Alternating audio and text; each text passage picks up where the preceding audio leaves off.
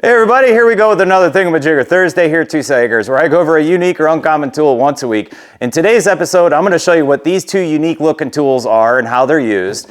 Then we'll take a sneak peek at next week's mystery tool. And then I'm going to share one of my favorite tools for you. Let's get into it. All right, so first off, I just want to say thanks to everybody who threw comments down there and put your guesses in.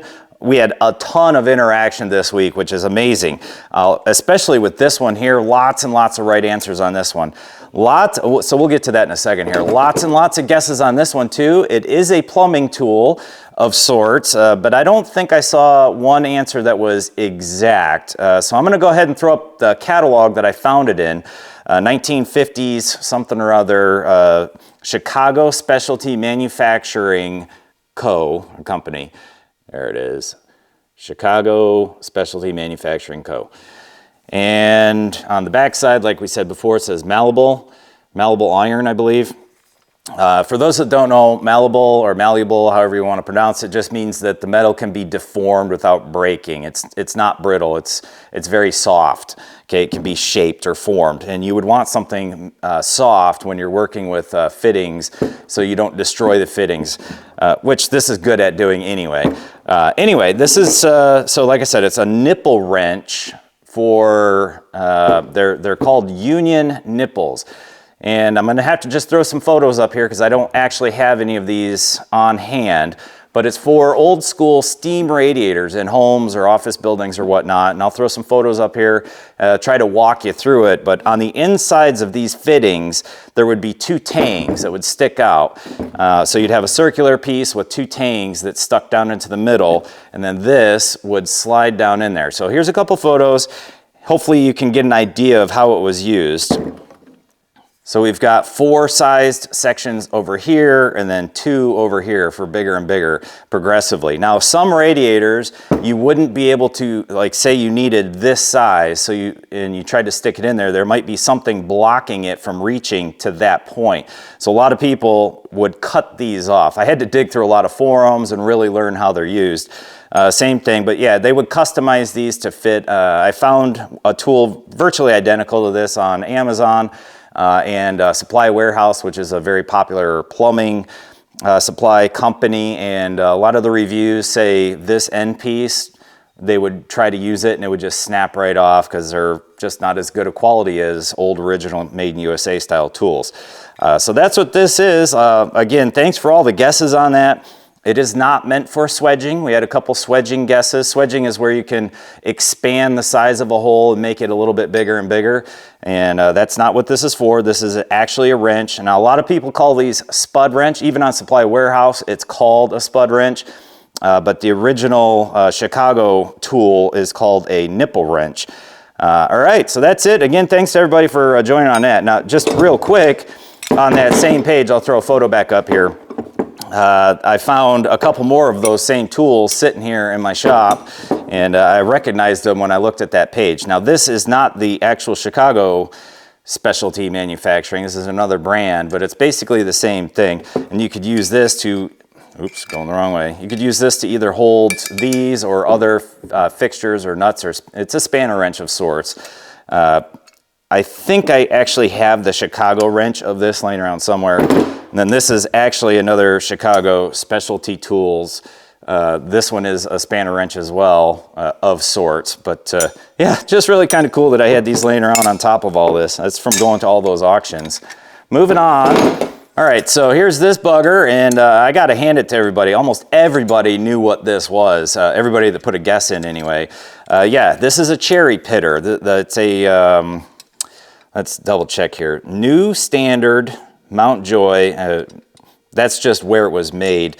I think it was called the New Freezer Company. I'll double check that. I got a photo of the page I found it on as well. Unfortunately, my local supermarkets did not have fresh whole cherries. So I got the next best thing, which a lot of people even guessed what it's used for, is olives. So we're going to try to pit a couple olives here. And when I was when I was picking these up, I saw these.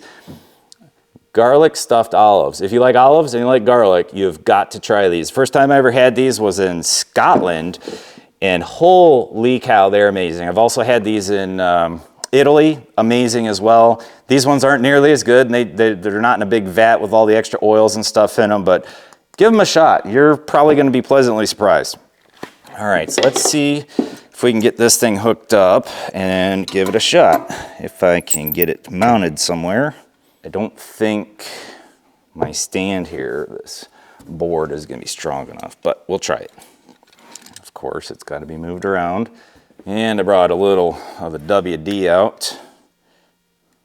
I wouldn't recommend using W. I thought about just grabbing some olive oil from the house, because it tells, I found an eBay sale for one of these with the original instruction sheet. So I'll throw a photo of that up here too. And yeah, you're supposed to oil certain parts of this occasionally. And I think it would probably be a good idea to use something that's safe for consumption, we could say. But I don't plan on really eating any of this right now. I might have a couple of these olives. I'm not worried about it. Okay. Oh yeah, it works way better now.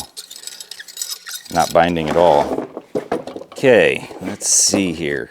That looks like it is backwards. Huh. Give me a second. So I was able to find one video where a guy was using one of these, but this platen here, this tray, was the other direction. I don't see how that could possibly mount any other way unless it was maybe vertical like this. No, even that wouldn't quite mount right unless this is bent, which wouldn't surprise me. It looks like it's been repaired once or twice. Got a little bit of a weld right here and right there, and different screws, not the original screws in a couple places, like these I'm betting are not original screws. So maybe it's just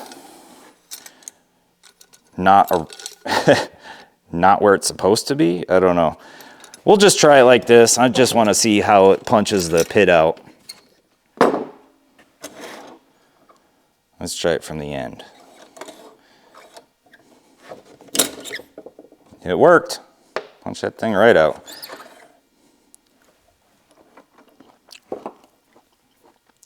Try it again.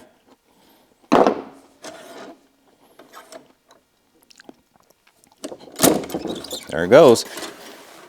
And I lost that olive. Let's do one more.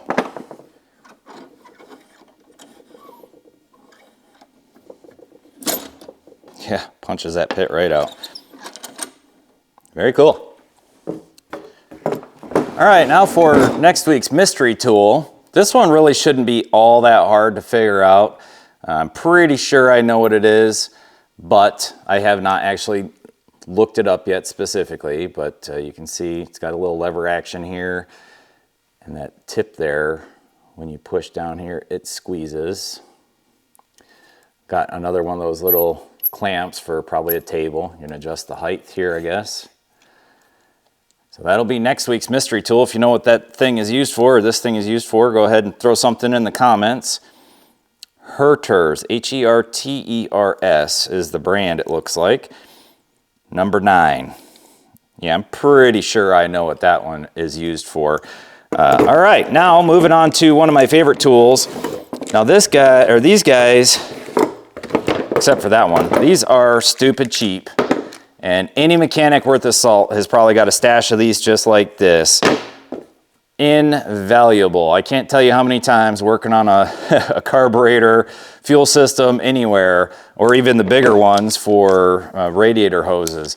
These are just pinch clamps, and stupid, like this yellow set I got at Harbor Freight. These orange ones were my Pops. These are Craftsman. You just crimp down and it locks it in place. Super, super handy tools. I don't do a lot of that work right now, but just having them around is amazing. And here's a little bit more skookum, if you will, a pair. It's actually got a ratchet mechanism in it. And yeah, these are gonna be for much tighter crimps, but I've never really had a need for these ones specifically. I mean, maybe for a high pressure fuel line, but I don't like to crimp those anyway. But yeah, that's this week's tool. And hey, if you guys got any suggestions on future tools to either have as a mystery tool or a favorite tool, please throw something in the comments. I've gotten a couple of them before, and I've tried to keep it going through and cycle through them. And I'm going to be doing an update on the AVE knife. I ordered up a couple different pocket clips. So if any of my viewers out there are the AVE fans as well, I'll be doing that. And he also sent out an upgrade kit. Apparently, which I sort of have had this problem, but these sliders, or the guides, the titanium guides in here that the blade runs against on the inside, they tend to dull the blade. But he came out with a copper guide kit. So I won't have the cool bluing on it anymore in these sides here, but it'll have copper, and I think it's a copper button as well. So that'll give it a new look. And then just the other day I had my first real issue with the knife since I put the new spring button system in here. I was on top of an 8-foot ladder wiring up some overhead lights in the back of the shop, and this slipped off the top of the ladder, so about an 8-foot drop under the concrete, and all of the plates slid. So now it doesn't, I mean, it barely moves. I was able to get the blade out of it, barely, and it's still jammed up right now. I tried to straighten it out. I loosened up all of the screws and straightened it up, but it's still kind of funky. It's hard to see, but they're out of alignment, all of the plates. So that's something I'll be fixing when I get my kit from AVE. They also come with new screws. I think they come with torque screws. So the new copper guides, copper button, and the new screws.